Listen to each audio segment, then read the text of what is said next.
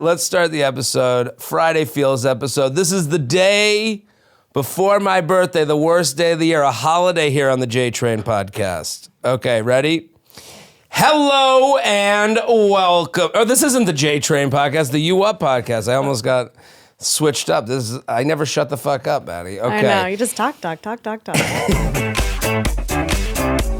Hello and welcome to the You Up podcast. I am Jared Freed. I'm Maddie Mahoney. And we are here on a Friday Feels episode, joined by my special guest host, Maddie Mahoney. Thank you for coming on. Thank you for being a part of the You Up podcast. I'm so happy to be here. It is great to have you. Everyone, if you don't know Maddie, you know her from the videos here on the Betches. You do all the, you're in every clip. You're in all the jokes. You're in all the memes, and you're killing it. Thank you. Yeah. This is a dating and relationship show. Tell us the deets. What's going on with you? In my dating life? Yeah, what's your situation? You're married? I'm married. Recently? Yeah, I got married at the end of September. Thank you. Okay, wow, bragging. Yeah, huge brag. I got married on my birthday. You got married on your birthday? Well, wedding. Let me make it about me for 2 seconds. Please do. This show is airing on February 20th, the day before my birthday. Do you have a wedding scheduled? Do you have your own wedding scheduled for that day? I didn't think I could feel any worse. No.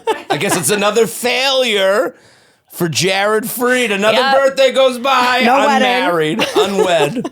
So no birthday wedding. Okay. Did you have it on your birthday? That's what I just said, sir. The wedding? I know. I'm like, it's just like falling into place. I know. It's sort of shocking. Is that a little bit like Tiara at the brunch table? It's my birthday energy? No, because when you're the bride, it's already all about you. It's kind of great.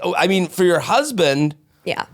Never forget the anniversary. I'll never forget it. You bundled it. I bundled it for him, yeah. Wow, what a great wife. I need a big gift now is the thing. But he's great at giving gifts. So I think still smart of me to do this. Explain that. Great at giving gifts. I think every man out there who is engaged, married in this part of life would say, help me. Yeah. Maddie Mahoney, what is considered a great gift giver? I'm sure there's some personal nature to it, which makes it great. That's what I was going to say is I think a lot of people are scared to get the wrong thing. So they just end up getting something generic that they think any woman would like. And then it feels really impersonal, like you said. Right. I don't know if he's doing this, but something that I do to give good gifts is throughout the year, I just have a note in my phone that's gifts for Brad. That's my husband's name. And I just keep track whenever he says I really need this, or I really want that, or we're in a store and he's like, that's awesome. We all need write it down. A GFB list. Yes. A gifts for Brad list. A GFB list. I think this is a great idea. This is a great, you see those life hacks. Yeah. And they're so annoying. You're like, I know. You can put the cover over the pan while you cook eggs and they'll go quicker. Right. And you can flip it. I hate the hacks one because I know. Once you do one, you need 1,000. If one goes viral, they're like, I got to keep the air. And inevitably you have to buy something to do the hack. It's never actually easier. This is an actual hack. Yeah. Start a note that is GFB. Mm-hmm. Gifts for Brad. We'll name it after Brad. I love it. Okay? And you basically, whenever it comes up, it comes to mind. And I do this with jokes. I have a joke book. Totally. That I hold in my back pocket. I have a pen in my pocket at all times. Yeah. I make sure, just write it down. Because you know what? You don't get bonus points from thinking of the gift the week before the birthday or the wedding, whatever it is. They don't know when you thought of it. They don't know how you came up with it. What matters to them is that you thought of them in some moment and acted on that. Well, how do you chop down a tree? You hit it in the same spot over and over again. Okay. So this is kind of on that. This is what this podcast is about. Chopping trees. Chopping trees. Yeah. That's what we do here. We are an Axe podcast, sponsored by Axe Body Spray. Manosphere. That's the Manosphere. Yeah. That's all we do is spray ourselves with Axe Body Spray day in and day out. I'm just saying, this podcast is about rational, real-world advice, talking things out. I love the idea of just the list is there. It does not have to be harder than that. Well, then you come back to the list. Then it's the week before you come back. Exactly. Oh, there are my notes. Yes. I'm ready. I was ready without even thinking I was working on being ready. But you stay ready, so you don't have to get ready. So I do want to hear, give me the last gift that Brad got for you. Okay, so that would have been something for Christmas. What did he give me for Christmas? Oh my God, Jared, you're really putting me on the spot. It was so good she forgot. Well, I will say this. I was obsessed with Lily Allen's album. Obsessed. Could not stop listening to it. Like, I really feel that I have a problem, actually. I know every word, like, knew it really fast. And he has a ticket hookup for her sold-out show. Oh. And so without me even asking, he reached out to the ticket hookup and was like, don't worry about doing the Ticketmaster queue. It's covered. We're going. It's already done. It's covered. We're going. Wow. I was like, ah! So Lily Allen, I'm the worst music person to talk to because like I don't have connection between artist and song. If I hear the song, I go, I've liked that Normally, song. same with me. Okay, but Lily Allen is one that you're like in on. I just like really got into that West End Girl album. I think because it's basically like listening to a one-woman show. Like it is her personal story told top to tail. So it's a performance. So it's about her breakup, right? Yeah, well, it's about like her marriage and then her marriage falling apart and then she spills all the tea about it. So it goes beginning to end. Yeah. See, maybe that's kind of maybe the future of all like art is like maybe this, like the long form. It has to be personal, true.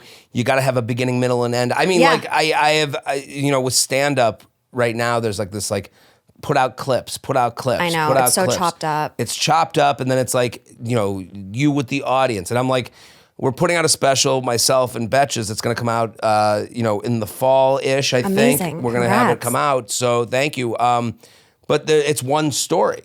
And I remember doing it, I'm like, this is so not what people are doing right now. And it's like that, to hear the album, a continuous thing that you now have a personal relationship with the artist. Yeah. And it was with David Harbour. Yeah. And he's, look at your face. That helped. He's a well-known entity, right? I can see what team you are on. David. Yes, you are. Lily Allen's one of those people that I see her and I am like entranced by her beauty. Like it is stunning. Like, I spent like an hour just going through all her pictures. Lily Allen's song Madeline features... Madeline? Oh, well, I'm with a Madeline. You're with a Madeline. This is Maddie Mahoney. Sounds like the most stage name thing ever. That's my name. It's your real name? You've been Maddie Mahoney your whole life? No, in SAG, I'm Madeline Mahoney because I just like had to make the decision. I went with my real name. But I always go by Maddie. Know the SAG world, you have to like register your name. Yeah. That's why there's some people like Michael B. Jordan. Right. Is Michael B. Jordan because he had to register as that because Michael Jordan already exists. Yes. Probably as a SAG member because he was in Space Jam. Yeah. Or commercials, yeah. Right, and like some athletes might not be in the SAG registry, but as an actor, you have to be in there. So you are Madeline Mahoney. Yeah. Madeline is like an older style name. I know, don't I sound like an old like Hollywood actress? But then there's like Boston in there because it's Mahoney. Mahoney. No, you sound like a cop that the chief is mad at. Totally. Mahoney. I know, but then Get it's like in here. Madeline. So nice. Madeline. Yeah, it's like a little contradiction. It's like a jumbo shrimp thing going on. Exactly, but Maddie Mahoney makes sense together. Maddie Mahoney does make sense together. Okay, everyone go follow Maddie Mahoney on social media. It is Madeline_Mahoney on social. Madeline_Mahoney. It'll be in the description of this episode. We're so excited to have you. Recently married. We have some marriage questions here. We have a couple. Good. We have a petty or prudent that we're going to get right into. But listen, people, we want you to go sign up for benefits. That is you get the commercial-free episodes. You get them a day early. And our co-host, our beloved co-host, Jordana Abraham Marinelli, is on maternity leave. We wish her the best. We wish her well. We are hearing from her on the benefits episode. So if you want to check in with Jordana, sign up for benefits. Okay, we're going to do a petty or prudent. Here's the game. Since you're new here, Maddie, we have listeners write in that the breakup happened. Yeah. And then they reacted a certain way. Were they being petty or was it prudent? Okay. It needed to get done. Yeah. Have you ever acted petty after a breakup? Petty?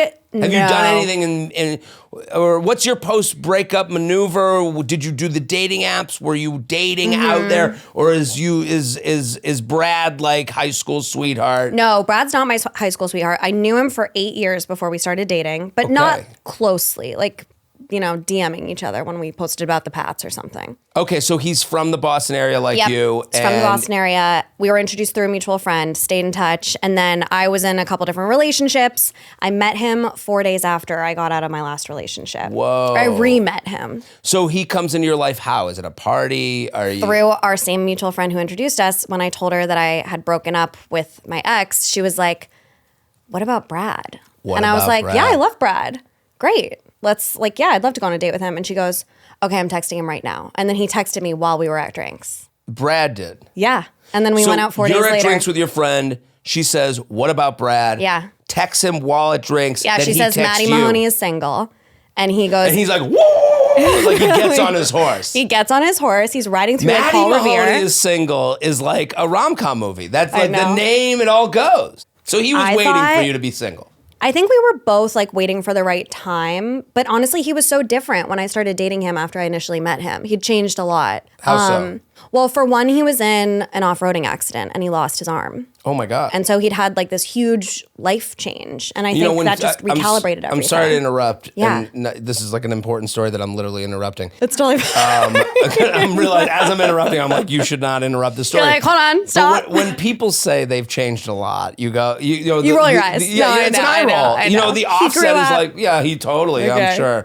I'm sure. Oh, he stopped drinking light beer. He only drinks whiskey now. He's a total, man. Yeah. That is a real life change. Yeah, I think it was just one of those things where like he had a near-death experience and he really took a step back and looked at his life and was like, if I had not made it through that, Right. I think I would have had some regrets about how I was living my life. And so he really did change a lot of things after that. Wow. But, the core that I'd connected with initially was still he was the same person. Well, there's a lot to be said for that to relate to the audience. Like, you want people to change, but even you are saying he got in an accident. There was that anyone would stop in their tracks and go, what? Yeah. And he's still the same guy. In a sense. Exactly. He's 10%. We're cruise ships. We're not speedboats. Yes. We can only really move so much. This guy had like a huge traumatic experience. Yeah. Yeah.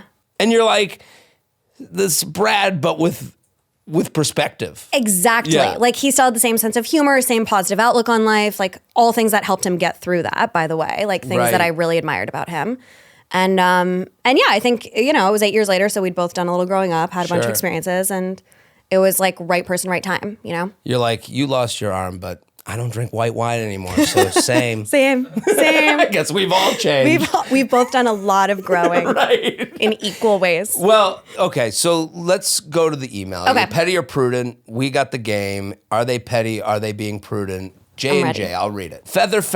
I got to update the guest. Feather. What's feather? That is a way of saying I love the show. Oh. It's from a disgusting place. Of course. I used to say on my podcast to update, maybe this is a nice way to update all the listeners. I won't explain this every time we have a new guest host. Okay. Feather is like, I was saying that when someone shares the show, like puts it on their Instagram stories or tells a friend or comments or likes, it feels like a fairy with a feather flies under my balls and starts tickling my balls. Okay. That's it's like feather, a nice little sensation. A little like a feather. little. Ooh. Look, that's how I laugh. That's how I do it. Okay, great. Okay. Feather. Now I feel dirty saying that. Right. It's such a sweet thing. It's turned into such a like Brad. This is like, it went from like, feather, oh, my balls, right. to feather. Okay. Right, okay. Okay, feather. Feather. Been a listener since the pandemic. Got hooked via The Bachelor and Friends recommendations. I've attended the New York City live show and will be at Jared's show on February 13th, which already has passed. I'd love to have you and Brad at the show if you guys want to come. Oh my God, February 13th. I think we're available. Okay, tickets are very cheap. I'm not going to just give them away. No, I got you. You're my accomplice. Okay, great. So excited. Love you both. Jordana, not sure if you're a new mom yet reading this, but congrats on your growing family. Okay, all the pleasantries aside. Now for my story. I often joke that my life is a sitcom, but in my mom's words, this weekend it became a soap opera. In April 2022, I went on my first date with a guy I thought I dated exclusively for 3 years. He moved to New York City for me, met my parents, went on trips, and we celebrated milestones together. We had ups and downs. He lost his job in 2023 and often prioritized himself, avoiding important conversations. Despite this, I thought we were aligned on long-term goals like marriage and kids. In March 2025, he canceled our summer plan to move in together, but wanted to keep dating. I broke up with him after repeated disappointments. He begged me to stay, offering couples therapy, which he never organized. It took multiple breakups before he finally accepted it. I've since found a new healthy relationship on Hinge since September 2025. So Since my wedding. Since your wedding. That's how we all Let's make it about me. Yeah, that's how we look at the calendar these days. Before Maddie's wedding. Yeah, before. After. Yeah, the before. That's how the whole world works. With an amazing man, wish me luck. In November 2025, my ex asked for coffee to reassure himself about a wedding we were both attending in September 2026. I'm going to a wedding in September 2026. Oh my God. What if it's that wedding? And is it on your anniversary? Yeah, it is. Oh the wedding's on my anniversary. This is crazy. This all comes back to Maddie Mahoney. Starting to add up. I'm getting scared. This is scary. So, I mean, weird to like get together for reassure himself. This is like, and I'm not a fan of this word, this is like simp behavior. This is pathetic. It's a lot. Like, it's over. It's done. You've done You need to reassure yourself like, what is this, 10 months before a wedding you're going to? This is so stupid. It's also... Just say you want to see her. Right. It feels like a lie. It's a lie. Yeah. I declined and told my new boyfriend. Then on January 11th, I told my new boy, you want to beat him up for me? Yeah. He asked me to coffee. Then on January 11th, 2026, I learned from a mutual friend's wife that my ex had another girlfriend since April 2024 while we were still together. This was confirmed by his new girlfriend on a ski trip. They broke up and his friends cut ties with him over the deceit. Wow. So I want to explain that for a second because this is where I got confused the first time I read it. Okay. So she finds out January 11th that he was in a relationship while they were in a relationship, or that he had met this other girl while he they were in had a two relationship. girlfriends for part of their relationship. This was confirmed by his new girlfriend on a ski trip. So I think the mutual friend that found out about this pre-existing girlfriend was on a ski trip with that pre-existing girlfriend, and she confirmed it on that trip. And then they broke up immediately. They broke up, yeah. And it sounds like maybe the mutual friend cut ties. I got it. My only action. I told a mutual friend who removed him from her wedding invite list. He's also being called out by others for lying. Okay. So here's my question, J&J and Eminem. And Eminem. Was it J&J petty Eminem. or prudent to tell my friend and get him uninvited to the wedding? Thanks for all the laughs and support. Can't wait to see you live, Jared, and share more sitcom stories. Hopefully fewer soap opera ones. Sincerely, a betch who dodged a bullet. She Maddie- definitely dodged a bullet. Right.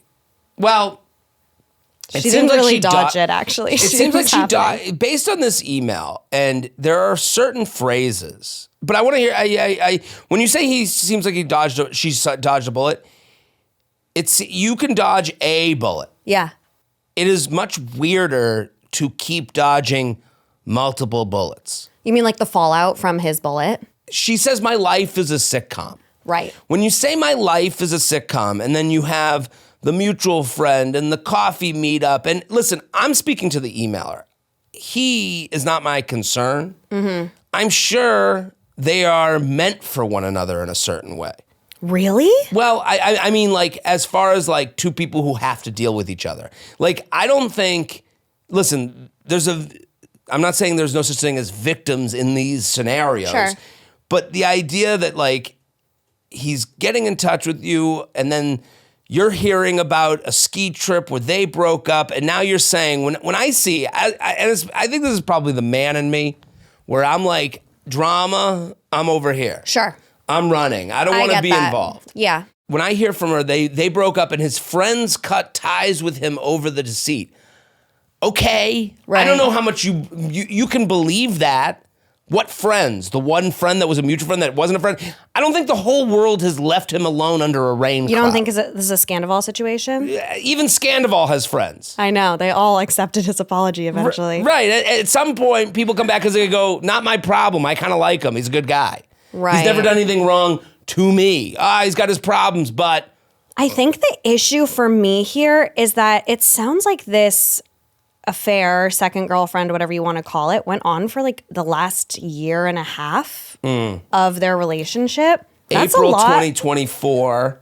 And they broke up March 2025. almost a year. It's a long time. It's 11 months. It's a lot of lying. It's a lot of lying. It's a lot of like, I'm living two lives. When I read this, my initial reaction was, this girl has had a lot of stuff happen to her. Like, I actually don't see her being involved in a lot of the drama. She said no to the coffee. She told her new boyfriend, like, no lies there. She's being super honest about what's going on.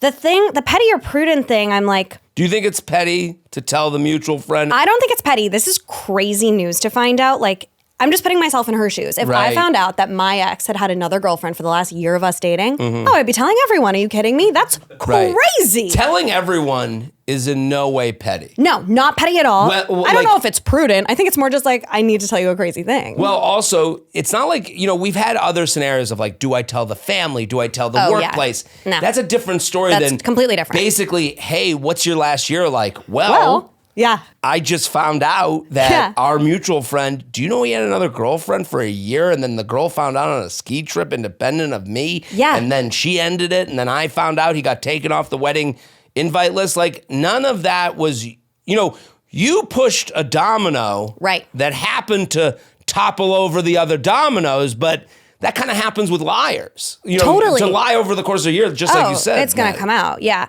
So I don't know. And then the wedding, the bride who uninvited, that has nothing to do with the writer. No, that's the bride's choice. She can do whatever she wants. It is. I told my friend who happened to do that. It's not I told my friend to I asked her to disinvite. I mean, at least that's not what it says here. We don't know if that happened. It is actually prudent. I think it's prudent to like ooze the information. Like, I wouldn't ask just if someone right, just like, hey, when someone asks me about my life, I tell the interesting parts. This is inherently interesting. Yeah. So it's almost prudent to like get it out of your system, to say it out loud, to have people go, like, because my opinion has been different when it's, should I go talk to the family of the guy?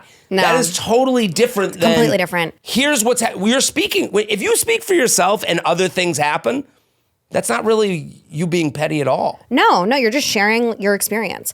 Also, I think what's interesting here is this sounds like there's a lot of mutual friends in this friend group. Well, that's my problem with my life as a sitcom person. Yeah.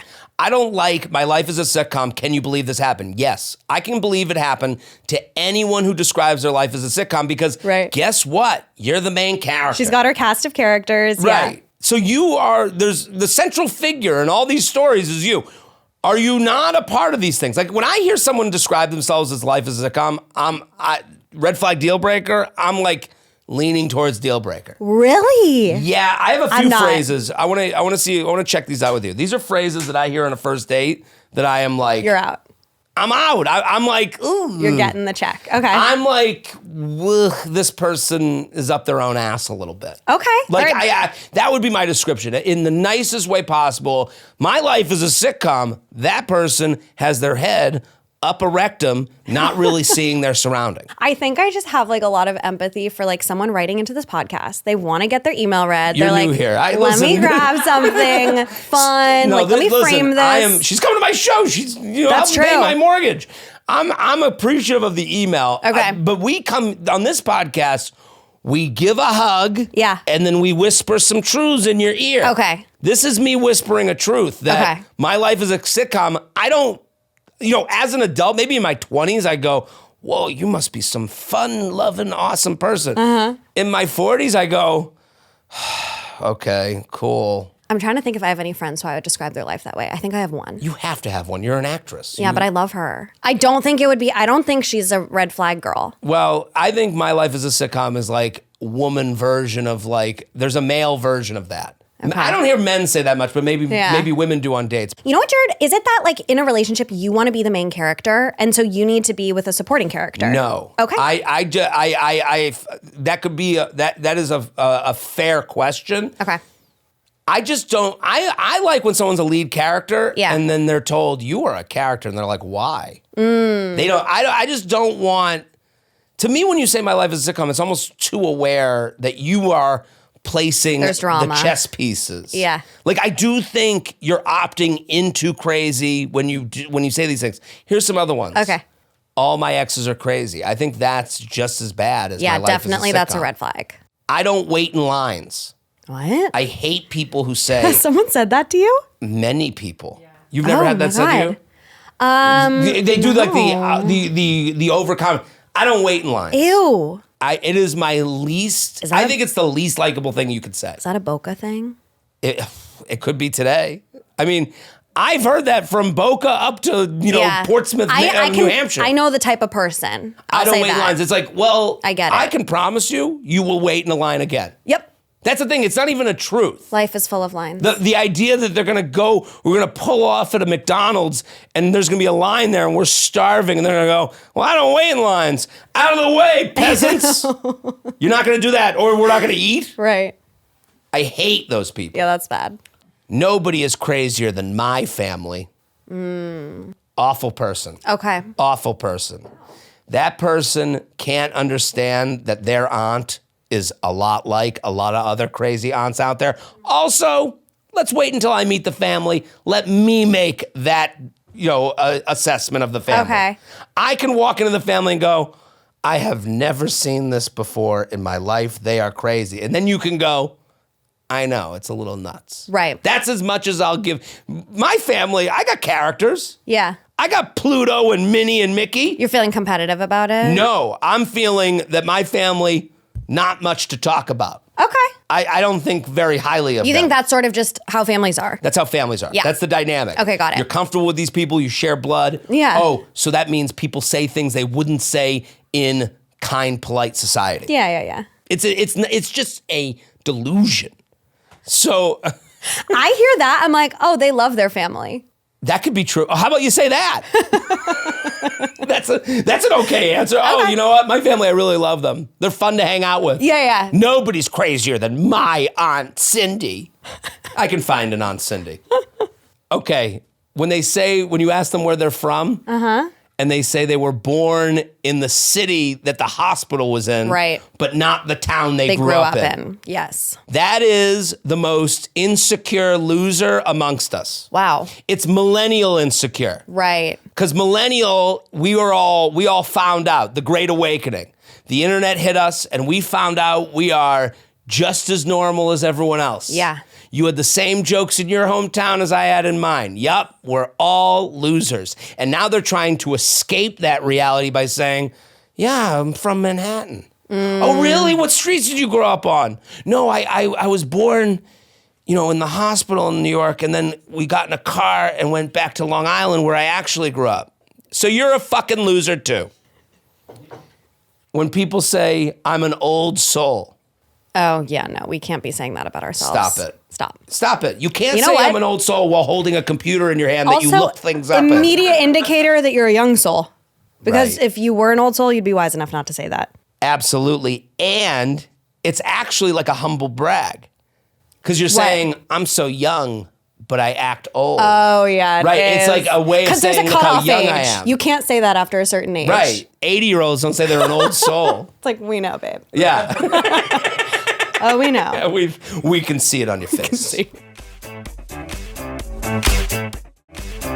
We are pausing this episode with Maddie because we have an exciting story that just came in and a brand new sponsor. It's time for Smashing the Breakup, brought to you by Sonic. Sonic wants you to break up with your burger, the overpriced, low-effort one that's been doing the bare minimum, and upgrade to their new all-American smashers. Hand smash Angus beef, made to order, classic toppings, starting at $6.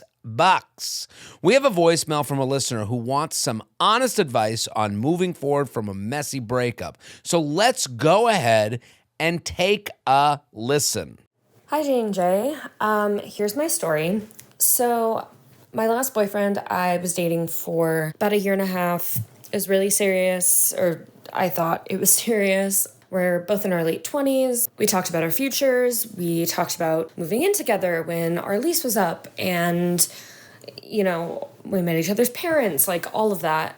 And then last month, he broke up with me, kind of out of the blue, and said that he, quote, hadn't been in love with me for a while. Which is kind of confusing because that's not how he had been acting, like, at all. And we were about to sign a lease. So I guess better that this happened before we moved in rather than after, but I digress. There hasn't been a lot of closure in this situation. He kind of dropped that on me and then shut me out. But we work together, I know. So no contact isn't fully an option. Some of our friends also work there, and they've been pretty weird to me since the breakup. My lease in all of this is up soon, and I don't really know what to do about it. I'm just in this weird in between state. Okay, and here's the other thing that's happening in all of this.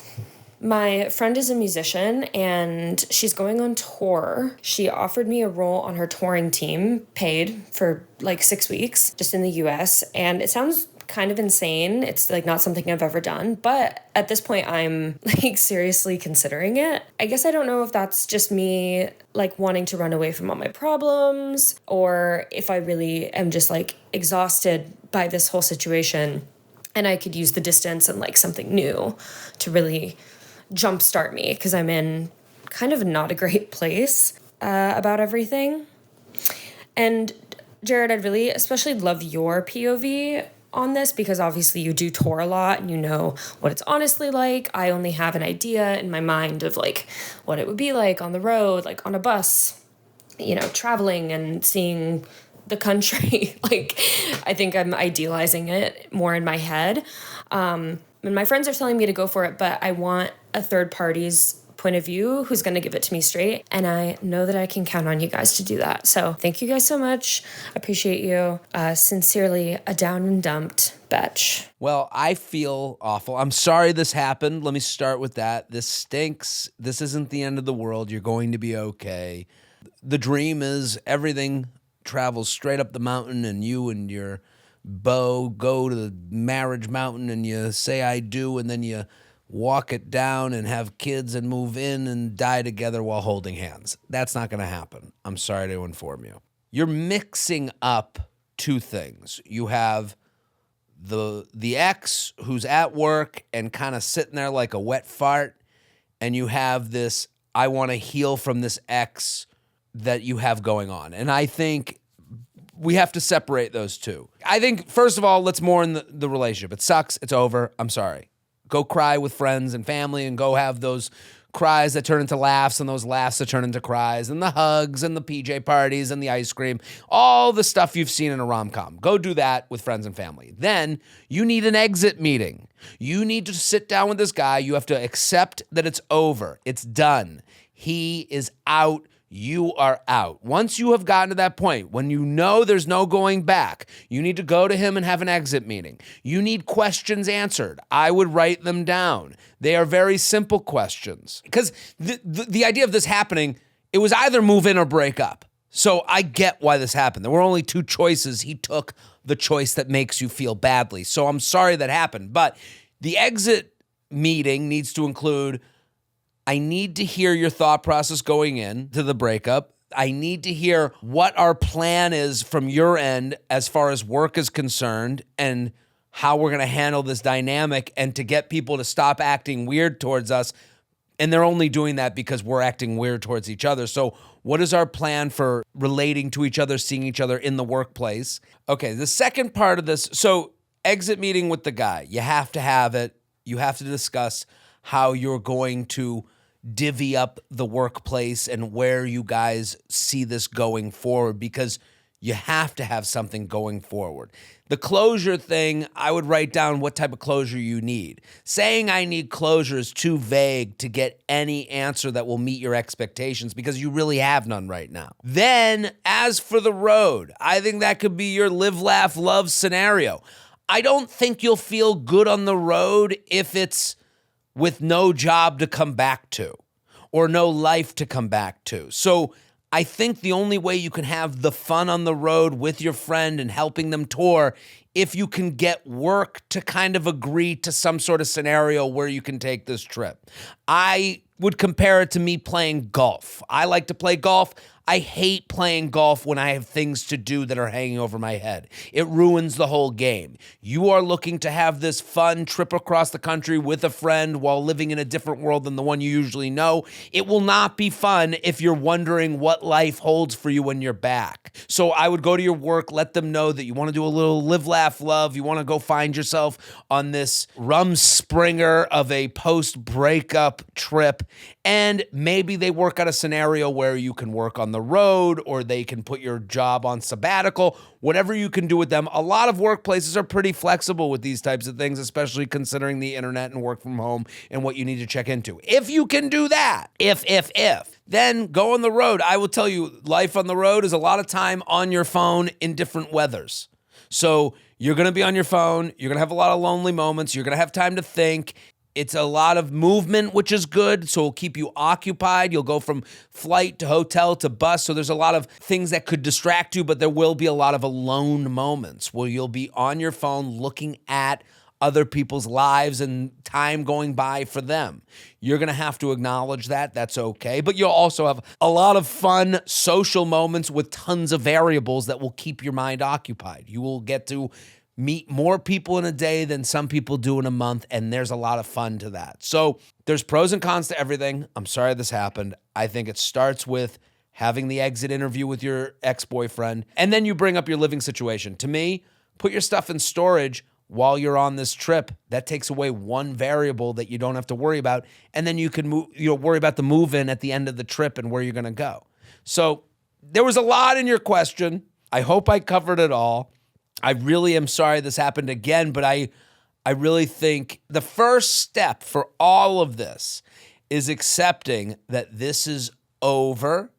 They only ended it not because you're not a great person, but because they couldn't meet your expectations for moving on into the future.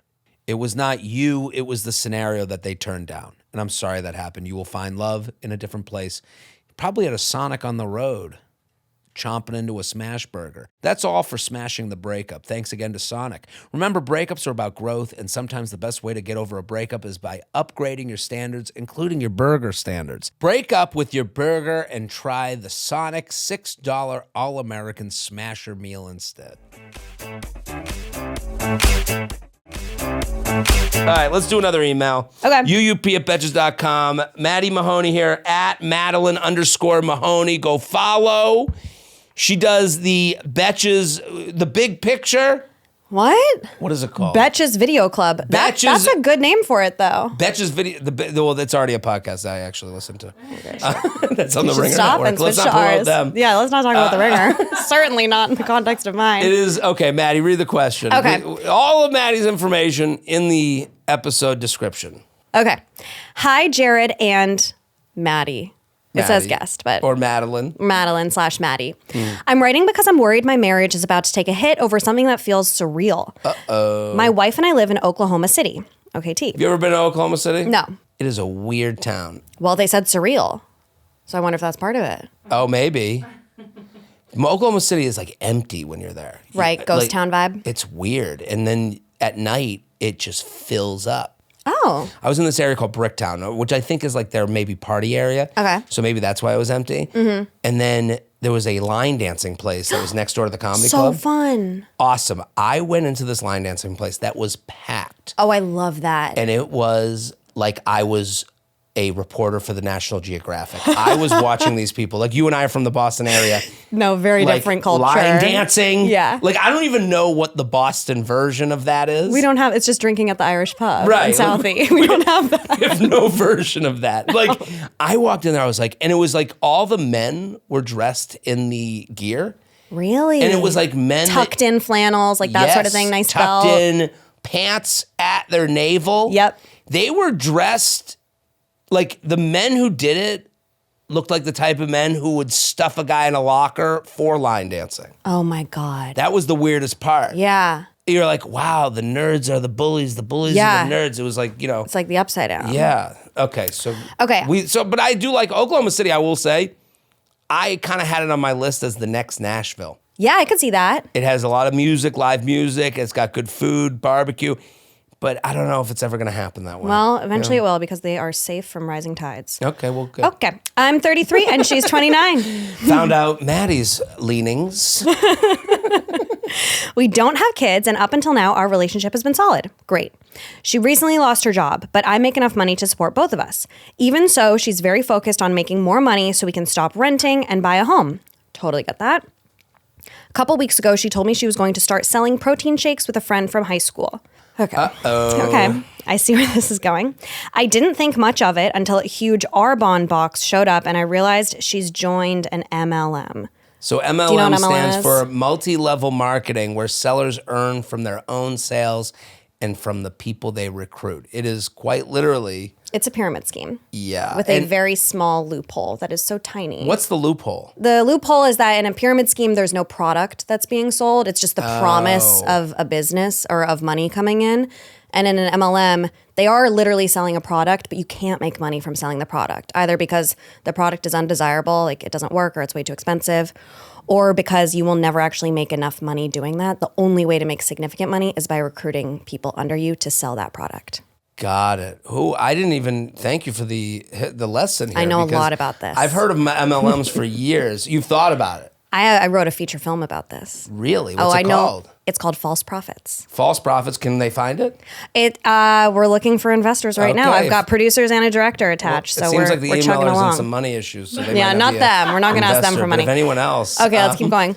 I looked into it, and everything about it screams pyramid scheme. Okay, yeah, right instinct. Right. This morning, I tried to tell her I was worried and that I thought it might be a scam. She completely blew up, accused me of not supporting her, and said I was attacking her confidence and success mindset.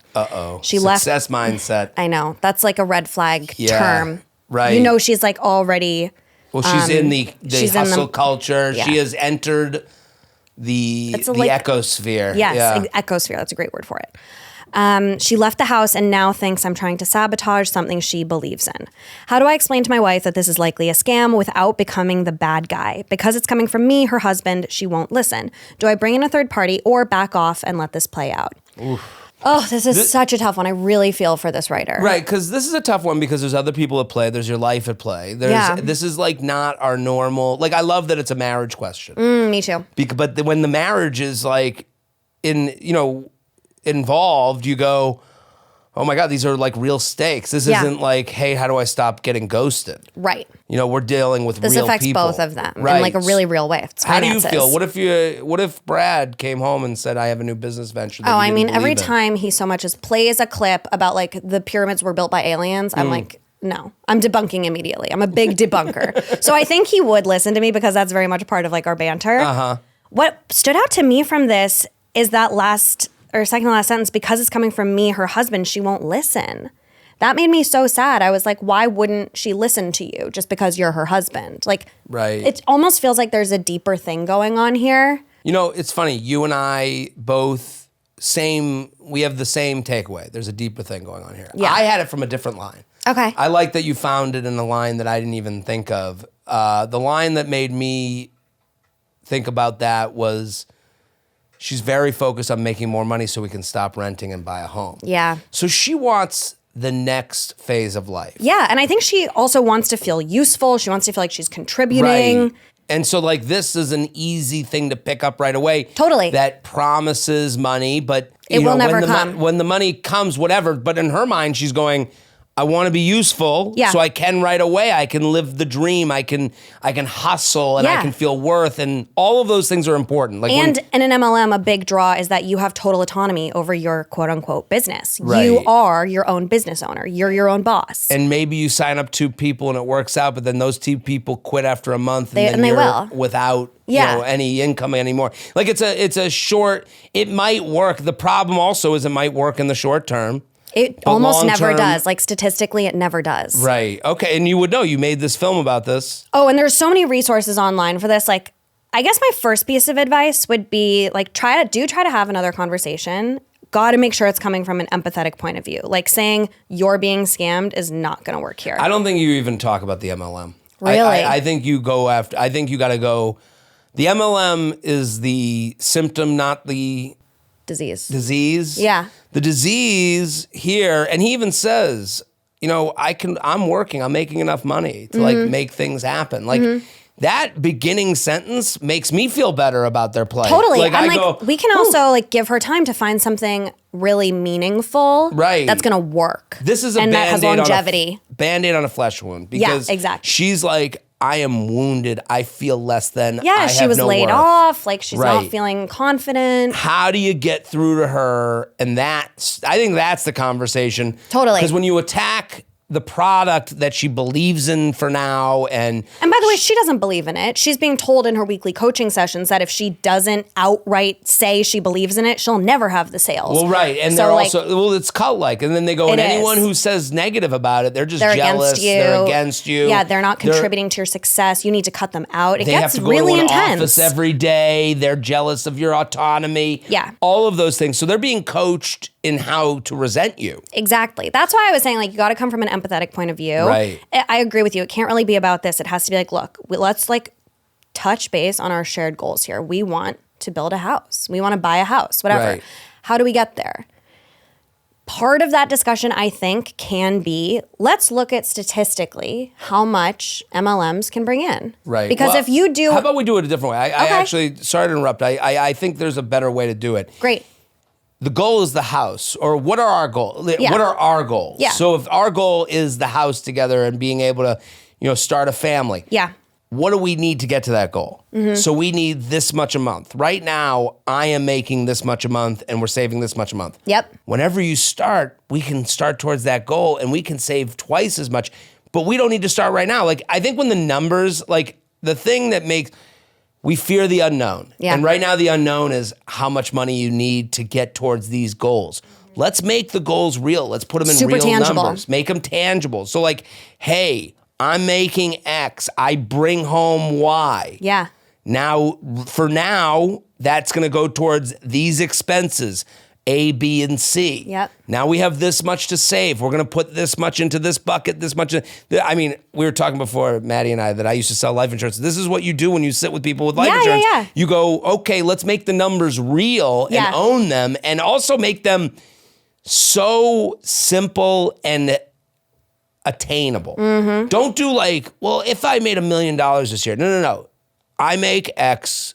We'll even go down by 10 grand in case something happens. Yeah, exactly. Like you play it super safe. Super safe. And then when the numbers are in front of her, maybe her fears go away and say to her, listen, if you want to put money towards, if this is your dream, to put it towards protein shakes and fairy dust, we can do that. I don't think so. Or we can go in this other direction where you keep searching, keep looking. Take the time. Yeah. Find something that is stable and that you love. Both. Or if she wants to build her own business, like, absolutely go off, do that. Right. But I think one of the keys here, I'm going to push back on you a little bit. Okay, please. Arbonne and MLMs are just not the way. And there are a lot of resources that he could share with her Mm-hmm. that might open her eyes up a little bit if he feels like this first conversation goes well. So maybe that's the tangible that you look at for that side of things. Yeah. You go, hey, the tangible part of this is I'm going to give you some resources. These are not made by me that make me Just afraid. another perspective. Yeah, Right. here's what I'm This seeing. is, and show vulnerability. Yeah. I get scared of this route you're taking because here's 3 articles that I want you to read that I just read. Exactly. At least Yeah. now you've done the work already and you're looking for her as a spouse. It's a conversation. Yeah. Like, you're not telling her what to do. It's a conversation you guys can have. Can I name 3 resources really quick? Please. Okay. The FTC has a website that has a specific page on MLMs and pyramid schemes. Love it. And they have questions there that you can ask yourself if you're wondering if something is an MLM. Check that out. I would also say that the husband can Google Arbonne's average earnings report, which they are legally required to put out. And it should say, if it's like every other one, that the average earning is something like 20 cents. That's the annual average earning that an Arbonne seller is actually profiting. Okay. So it's nothing. Okay. Again, real numbers. And then if you want something more like personal, there's this amazing podcast, if I'm allowed to shout it out, Please. called Life After MLM. Okay. And it's hosted by a woman who used to be in LuLaRoe, which was the leggings MLM. So go check that out. I love that we're giving, again, we're not just talking out of our ass. These are real resources. And this is kind of what makes this conversation easier. You go, instead of going from, that sounds stupid. Right. Keep the that emotions sounds- out of it. No. Stick to Let's facts, do the math on our numbers. finances and how we can move forward. Exactly. Okay, now to your MLM. Let's take a look at these resources and just show you what scares me. Yeah, and by the way, it has nothing to do with her or her abilities. That's the other really important thing. That's what she feels is being attacked. And that's what Arbonne is telling her, that if she works harder, she'll make more money, which is not true. Right. when it comes to MLMs, unfortunately. Anyways. Maddie Mahoney, thank you for coming on the UF Thank you so much for podcast. having me. This is so Wonderful fun. guest host. Thank you. Everyone go follow at Madeline_Mahoney. Nailed it. She's on all the Betches videos here. So funny, so hilarious. I'm Jared Freed. We are here Wednesdays and Fridays. Keep telling your friends. Keep subscribing. Comment below to give your feedback on the show, whether it be on Spotify, YouTube, Apple Podcasts, wherever you listen. Throw us a comment. Give us a rating. We'll be back next week. Boom. Bye.